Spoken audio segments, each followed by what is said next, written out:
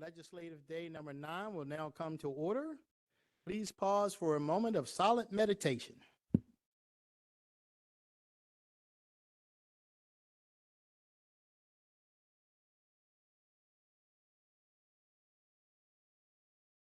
I will now call upon Councilman Catch to lead us in the Pledge of Allegiance. States of America, to the republic, which stands, one nation, God, indivisible, liberty and justice for all.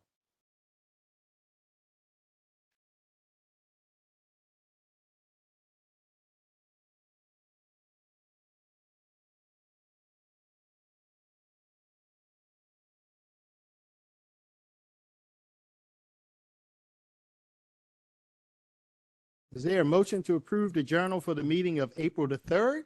So moved. Second. It's been moved and seconded. All in favor? Aye. Ayes have it. The journal is approved. Enrollment of bills. Bills 11-23, 12-23 were passed by the council, signed by the executive, and hereby enrolled. Mr. Secretary will read all bills for introduction. Yes, sir, Mr. Chairman. First bill for introduction this evening is Bill 27-23. This is the annual budget and appropriation ordinance of Baltimore County. Bill 28-23 is the property tax bill. Bill 29-23 is the personnel law of Baltimore County. Bill 30-23 is the bill related to the Ethics Commission. Bill 31-23, Government Reorganization, Division of Sustainability. Bill 32-23, Office of Diversity, Equity, and Inclusion. And Bill 33-23, Current Expense Budget, Department of Housing and Community Development Strategic Demolition Grant through the Department of Economic and Workforce Development.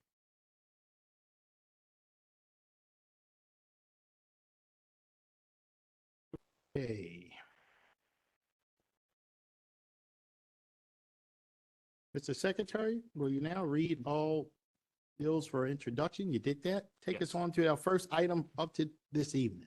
Yes, sir, Mr. Chairman. The next item, or the first item for the council's consideration this evening, is the nomination by the county executive of Robert O. McCullough to be the next chief of the Baltimore County Police Department. Mr. McCullough, how are you doing, sir?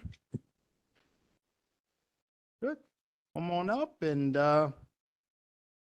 we had extensive conversations during the work session, but we would like to hear from you again. So tell us something good about yourself.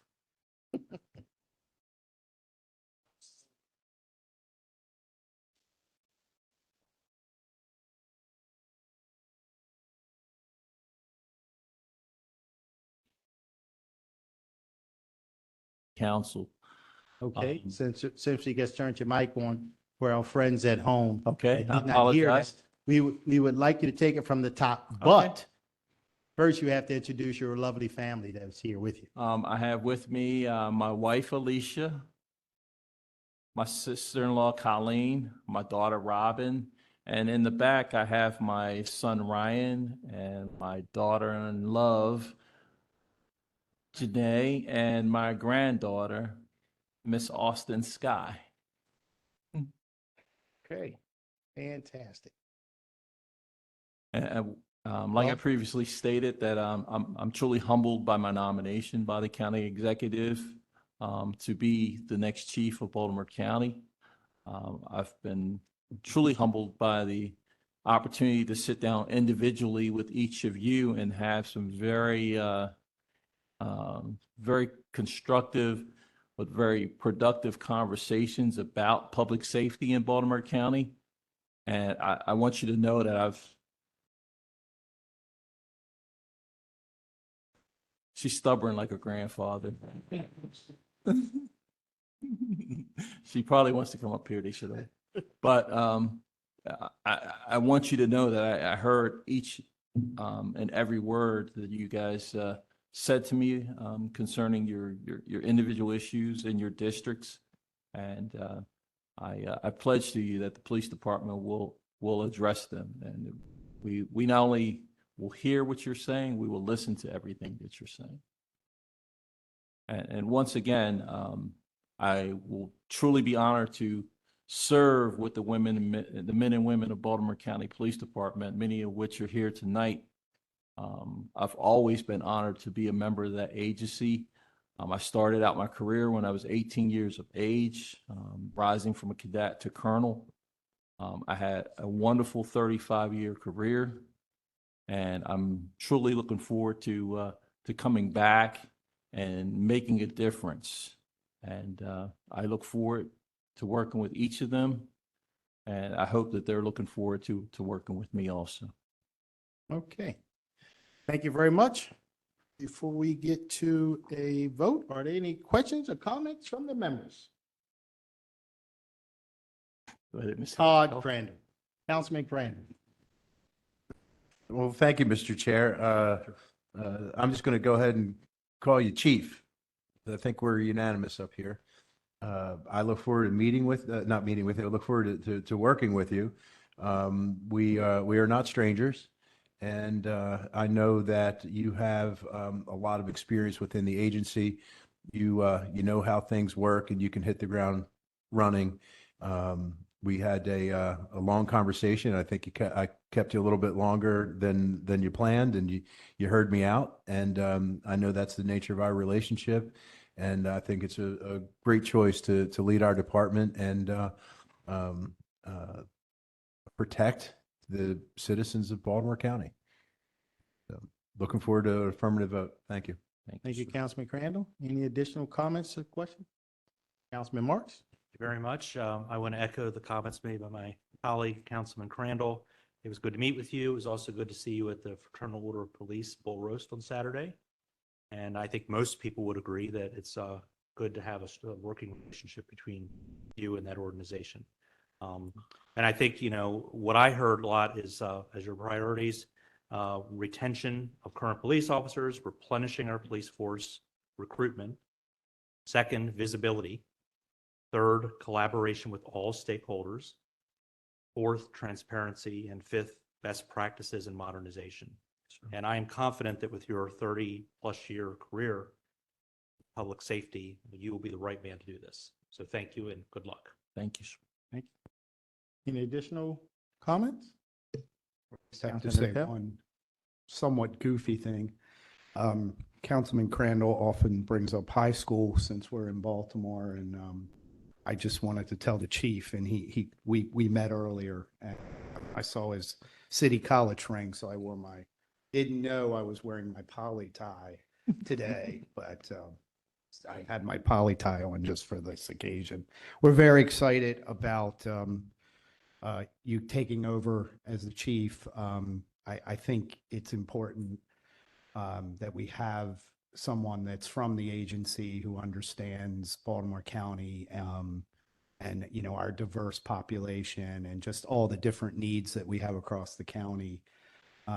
It's comforting to have someone like you come back, to the agency and take over and hopefully meet the challenges that we're going to have next bunch of years here with just the changing dynamics of policing and the changing dynamics of our county as well. So look forward to a favorable vote for you.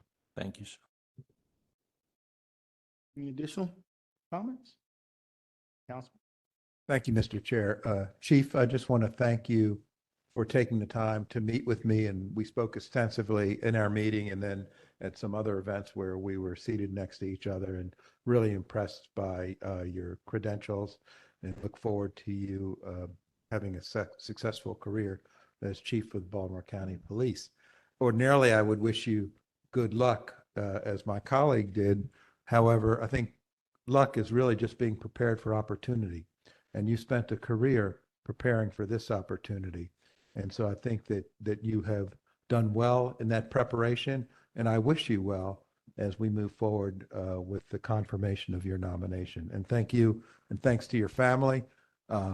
In many cases, public service is not just the person that serves, but also the family that's behind that person. I think we all know that. I know Miss Rogers shares a strong family as well, as we all do, because it's not a 9 to 5 job. It's a 24/7 job. And so without the strength of your family, it's hard to be successful at the jobs that we take, and especially the job that you're going to have shortly, I hope, as chief of police. So I just want to wish you well and safety to you and to all the people that will be working with you. Thank you, Mr. Patoka. Any additional questions or comments from the members? Okay, well, Mr. McCullough, let me just say that I want to thank you so very much for your 35 years of dedicated service to the citizens of Baltimore County. I want to take this opportunity to thank the county executive who nominated an excellent person for this job. And also thank the county executive for giving me an opportunity to participate. You are a person who has the respect of everyone that I know that know you, whether it be police officers or members of the community. Everybody has nothing but great things to say about you. You have an extensive background spanning 35 years of service to the citizens, where you have worked in every bureau in the department and worked in pretty much every section. And have done just about everything that's being done over there in the police department. And I think that experience will serve you well, and then in turn serve the citizens well. I can tell you that it's not every day, as a chairperson, it's not every day I have the opportunity to speak for all the members, because we are diverse. We are from different parts of the county, and we all have a different frame of reference, and very, from time to time we do agree, but plenty of times we don't. But I can tell you today that speaking on behalf of all the members, everybody is excited about your nomination. Everybody is, or everyone is excited to vote for you. And we all believe in you. We believe you are the right person for the job. You have all the skill, knowledge, background, everything you need to do the job. And we're excited for what you're going to do. I think you're going to make a good police department even better, just as you have been over the last 35 years. So without further ado, there's any other questions or comments before we move on? And before I call a vote, I would like to recognize my friend and Delegate Scott Phillips, who came here today from Randallstown to represent. And we look forward to the swearing in tomorrow at 2:00 at the Randallstown Community Center. Little plug. I'll put that in. 2:00 tomorrow at the Randallstown Community Center. Did I mention that? Yeah. Okay. Is there a, So moved, Mr. Chairman. so there's a motion and there's a second. Mr. Secretary, please call the roll. Mr. Jones, Aye. Mr. Young, Aye. Mr. Patoka, Aye. Mr. Catch, Absolutely, yes. Mr. Marks, Aye. Mr. Ertel, Aye. Mr. Crandall. Aye. Well, the ayes have it, and it is with great pleasure that I say that your nomination has been confirmed. Congratulations. Thank you. Chief McCullough.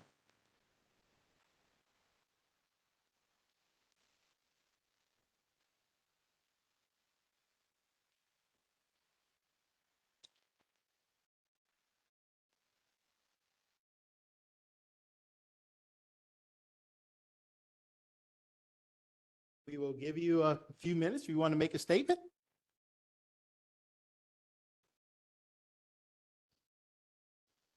So I just want to thank everybody. I keep saying I'm not going to cry, but I'm a crybaby. So God is good, and I love this department, love this county, love where we live. just want to hit the ground running. I look forward to working again with Interim Chief Delt. Kalazak, Major Camelli here support me. And I've worked with them for a long time, and the department is just not a place to work. Not just a police department. We're a family. Baltimore County is a family. We're gonna make you guys proud. I promise. Thank you. Thank you. Mr. McCollum? Chief, if you don't mind, can you come up here and my colleagues want a picture? Rockstar already.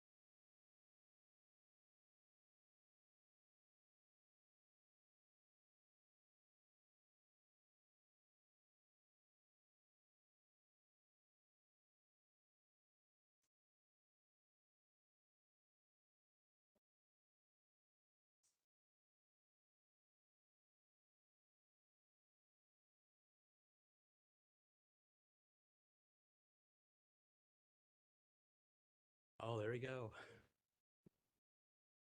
And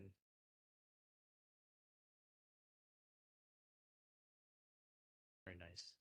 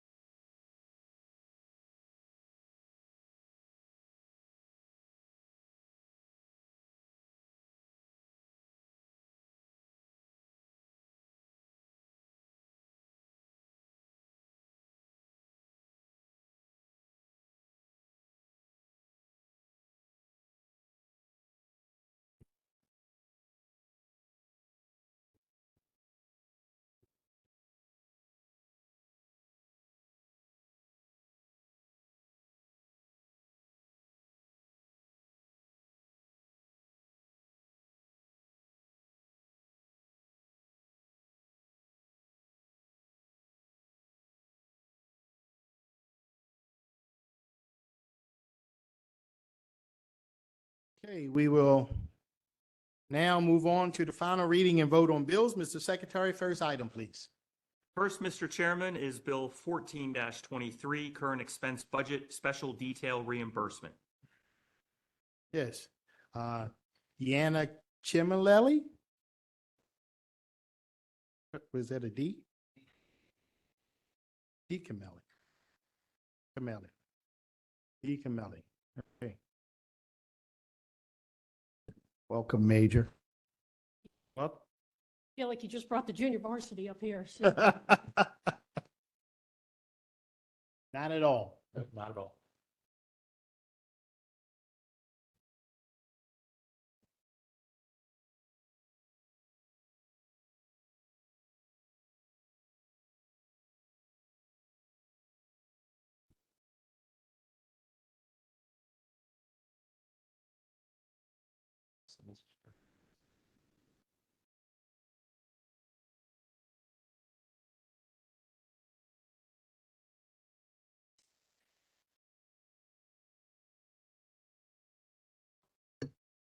Okay.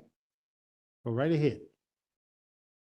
the Baltimore County Police Department is requesting the approval of a special detail reimbursement from the Towson State University Police Department, or I'm sorry, Towson State University.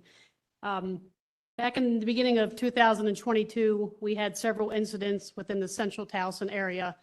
And Towson University offered to supply us with several police officers 7 days a week from the hours of 8 p.m. to 4 a.m. And this was due to the fact of the increase in population of off-student housing. And between three major apartment buildings that were built, there was over 700 units, mostly occupied by Towson University students as well as Morgan and Compton. So having the additional police officers during the nighttime hours, 7 days a week, provides a lot of extra security. And I can tell you that as a parent of a high school senior who was just committed to Towson University, it's very comforting that they make safety a priority and have provided us with the extra officers. Okay, thank you so much. Any questions or comments from the members? Mr. Secretary, please call the roll on Bill. Chair, Oh, I'll just say. oh, one go right ahead. So this has been an Towson University over the years has done several grants, and this is one in a series of many. As Major has said, it's always good to have that extra support. So we're just looking for an affirmative vote on this if we can. This detail primarily focuses on the Towson Row area and the off-student housing. We do have other grants that are in the community, but this is mainly for the Towson Row area. Okay. Any questions, comments from the members? Mr. Secretary, please call the roll on Bill 14-23. Mr. Jones? Aye. Mr. Patoka? Aye. Mr. Catch? Aye. Mr. Marks? Aye. Mr. Ertel? Aye. Mr. Crandall? Aye. Mr. Young? Aye. The ayes have it. Bill 14-23 is passed. Deanna Kameli, Kamala, yes, sir. did I get it right? Yes, sir. All right, thank you so much. Thank you. Sure. Thanks, Major Camelli. Thank you, Major Camelli.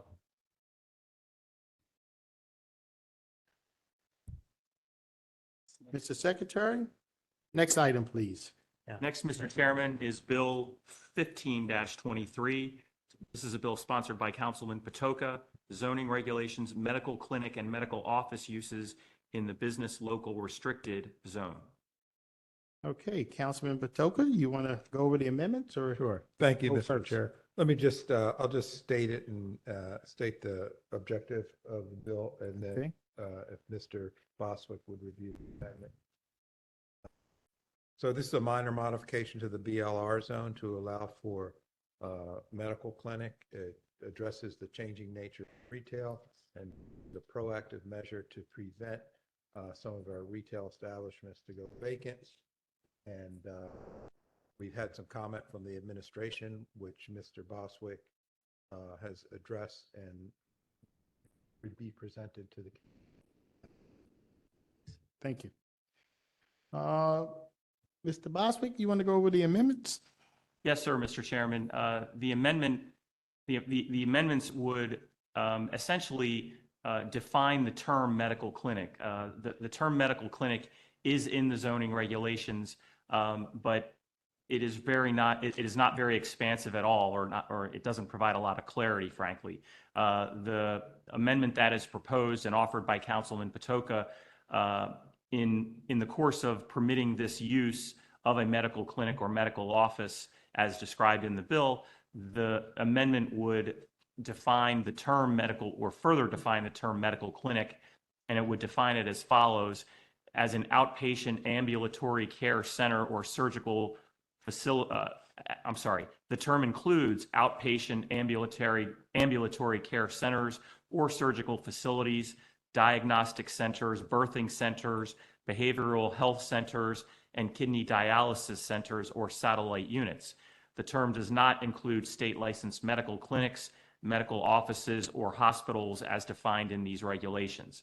And the reason for that clarification is because, again, those terms also are defined in the zoning regulations. And in order to make it crystal clear that a medical clinic is not necessarily a state licensed medical clinic or a medical office or hospital, we added that clarifying language. So that is essentially the amendment to the bill. Thank you very much. Is there any questions or comments from the members? Okay, Mr. Secretary, is there a motion to approve the amendments to Bill 15-23? Motion. Second. It's been moved and seconded. Mr. Secretary, please call a roll on the amendments to Bill 15-23. Mr. Jones, Aye. Mr. Young, Aye. Mr. Crandall, Aye. Mr. Ertel, Aye. Mr. Patoka, Aye. Mr. Catch, Aye. Mr. Marks. The ayes have it. The amendment to 15-23 is passed. Are there any questions, comments from the members? Is there a motion to approve Bill 15-23 as amended? Motion. Second. It's been moved and seconded. Mr. Secretary, please call a roll on Bill 15-23 as amended. Mr. Jones, Aye. Mr. Patoka, Aye. Mr. Young, Aye. Mr. Catch, Aye. Mr. Crandall, Aye. Mr. Marks, Aye. Mr. Ertel. Aye. The ayes have it. Bill 15-23 as amended is passed. The council will now consider all fiscal matters. Extensive testimony was taken at the council's work session on April the 11th. The witnesses who testified at the work session is available to restate their testimony if needed. I'll now call upon the secretary to read the cover letter for fiscal matters 1 through 12. Yes, thank you, Mr. Chairman. Fiscal Matter 1 is a contract of sale with Vincent Ari for the acquisition of a parcel at 6739 Windsor Mill Road. Fiscal Matter 2 is a purchase order with the Institute for Community Alliances. Fiscal Matter 3 is an amendment to a contract with Unicorn Government Incorporated. Fiscal Matter 4 is an amendment number 2 to a contract with Insight Public Sector Incorporated. Fiscal Matter 5 is a contract with E.J. Herring and Son Incorporated. Fiscal Matter 6 are 3 amendments to contracts for on-call plumbing services. Fiscal Matter 7 is a contract with Lighting Maintenance Incorporated. Fiscal Matter 8 is a contract with Pennoni Associates Incorporated. Fiscal Matter 9 is a contract with Johnson, Merriman, and Thompson Incorporated. Fiscal Matter 10 is a contract with Brutus and Associates Incorporated. Fiscal Matter 11 is a contract with KCI Technologies Incorporated. And Fiscal Matter 12 is a contract with Alta Planning and Design Incorporated. Are there any questions or comments from the members? Okay. There a motion to approve fiscal matters 1 through 12? So moved. Second. It's been moved and seconded. Mr. Secretary, please call the roll on fiscal matters 1 through 12. Mr. Jones, Aye. Mr. Marks, Aye. Mr. Catch, Aye. Mr. Patoka, Aye. Mr. Young, Aye. Mr. Ertel, Aye. Mr. Crandall. Aye. The ayes have it. Fiscal matters 1 through 12 are approved. We'll now consider all miscellaneous business. Mr. Secretary, first item, please. Mr. Chairman, whenever a contract over $25,000 is awarded by a process other than formal competitive bid, it is required that a copy of the contract be given to the county council and the nature and parties to the contract be announced by the secretary at the next legislative session following award. There are 3 such contracts this evening. The first is a purchase order with Compass Group USA. This is a purchase of food preparation and delivery for vulnerable populations utilizing the county's freezing weather shelter in the amount of $58,000. The next is a purchase order with Indiana Printing and Publishing Company Incorporated. This is for the printing and publishing of the Baltimore County Department of Aging Community Resources Directory, which this company has done for the last 26 years. Or I don't think they have done it for the past 26 years, but Aging has. And the award is $42,291. And lastly is a purchase order with Azaleas U.S. Holding Incorporated. And this is for the purchase of Vectobac larvicide, which will be used to treat midges in the Back River. This is in the amount of $399,278.88. Expensive. Okay. Mr. Secretary, next item, please. Next, Mr. Chairman, is Resolution 6-23. This is a resolution seeking council approval of the Maryland Rural Legacy Plan applications. Director Lafferty?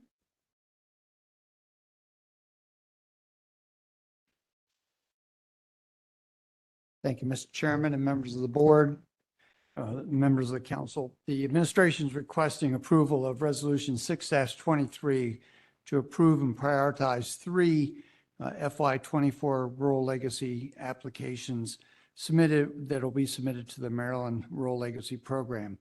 All three of the Rural Legacy initiatives within the county have been very successful to date in working with landowners and acquiring easements that now allows us then to add to our preserved land in the county. And they've also been very successful in monitoring the easements to ensure restrictions and obligations are met. As typically, the department uses various factors to identify the right ranking of these different applications. Of the 5 state-approved rural legacy areas in the county, 3 applied this year. That is Piney Run Watershed Rural Legacy Area, covering council districts 2, 3, and 4. The Manor Rural Legacy Area involving council district 3, and the Gunpowder Valley Rural Legacy Area also in council district 3. These rankings would be forwarded to the State Rural Legacy Program for approval. All 3 sponsors have been very successful to date, and we request your approval of this ranking. Thank you. Are there any questions or comments from the members? Is there a motion to approve Resolution 6-23? It's been moved. Second. It's been moved and seconded. Mr. Secretary, please call the roll on Resolution 6-23. Mr. Jones, Aye. Mr. Catch. Aye. Mr. Crandall, Aye. Mr. Ertel, Aye. Mr. Marks, Aye. Mr. Patoka, Aye. Mr. Young. Aye. The ayes have it. Resolution 6-23 is passed. Mr. Secretary, next item, please. Mr. Chair, Yes. could I have a quick question for Mr. Lafferty? Absolutely. Unrelated to this item, but the issue's come up twice in the past week, and I just wanted to get clarification.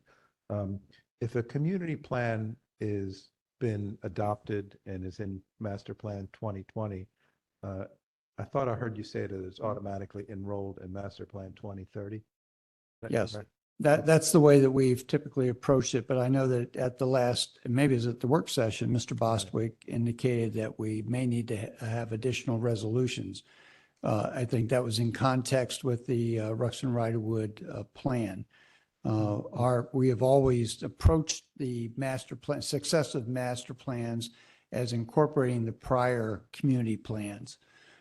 So that is the way we're approaching it. And if we need to consult with the secretary and with the Office of Law, we'll certainly do that. Sure, thank you. It also came up recently in the Pikesville Revitalization Action Plan, so I just wanted to make sure that I was accurate and thought you had said at this meeting. Yes, sir. And Thank we'll you. follow up on that. Thank you, Sure, Councilman. thank And whatever the most expeditious way to do it, Mr. Patoka, is what we'll do. If it can be folded into the newest draft of the 2030 plan, then do that if we can do that. Okay. Thank And you that's what both. we'd propose as long as it falls within the strictures of the law, certainly.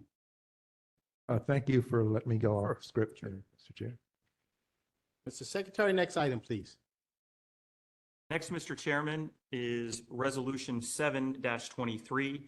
This is a resolution that seeks the council's approval of the adoption of the 2022 Land Preservation, Parks, and Recreation Plan for introduction only this evening. Okay. You have some others? Next item? Yes, sir. Next item is Resolution 8-23. This is a resolution that seeks council support of an application for the redesignation of the Southwest Enterprise Zone for introduction only this evening. Next after that is Resolution 9-23. This is a resolution that seeks the council's support for the application for the designation of the Woodlawn Enterprise Zone for introduction only this evening. Next item? And the final item, Mr. Chairman, is Resolution 10-23. This is a resolution sponsored by Councilman Jones that would seek council approval for the creation of a new Owings Mills Commercial Revitalization District for introduction only this evening. Thank you. Mr. Secretary, is there any further business to come before the council? There is no further business, Mr. Chairman. Okay, is there a motion to adjourn? So moved. Second. It's been moved and seconded. All in favor? Aye. Aye. The ayes have it. The meeting is adjourned as is customary. Anyone who is registered to speak online or in person prior to the meeting is allowed 3 minutes to speak. Ms. Belcastro, are there any speakers signed up this evening? Yes, Mr. Chair, we have one speaker this evening. Ms. Peta Richkis is here in person. All right, Ms. Richkis, how are you doing this evening? Oh, I'm doing very well. It's always a pleasure to see you. Hey, Peter.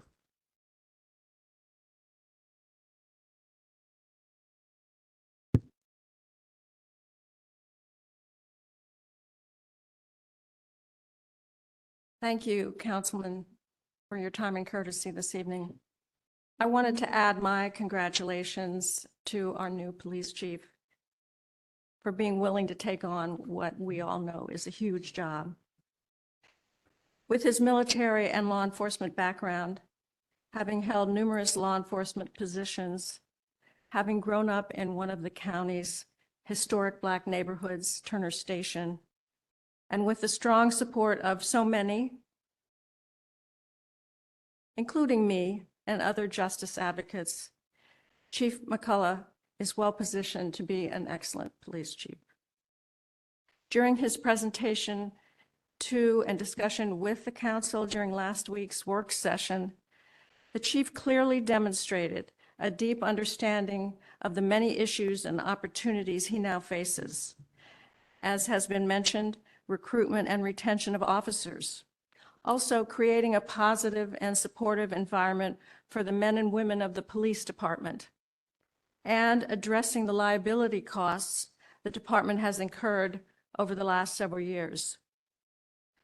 We know that police misconduct, including wrongful deaths, has cost Baltimore County taxpayers millions of dollars in settlement costs.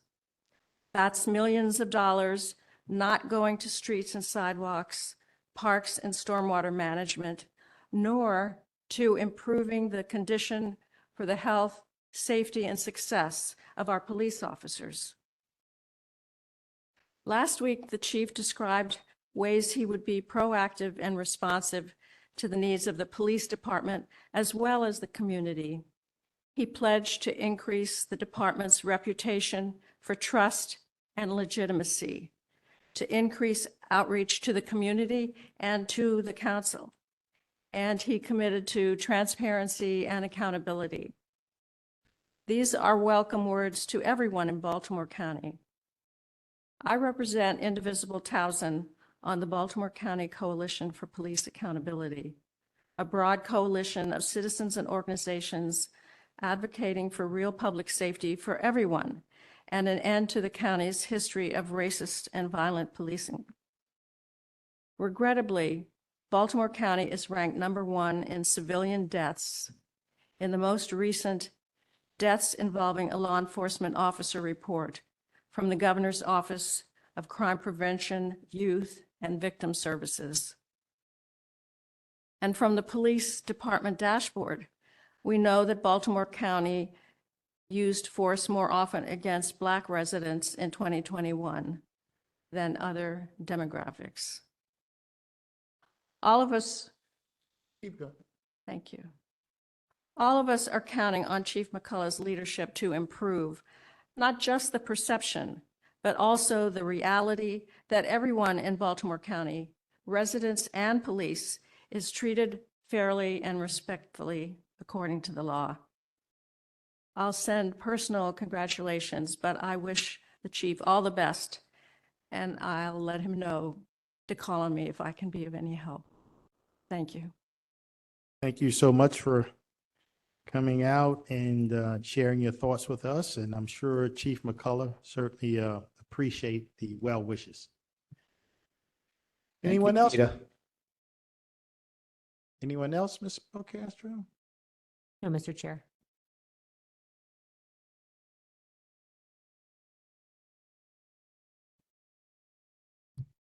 Okay.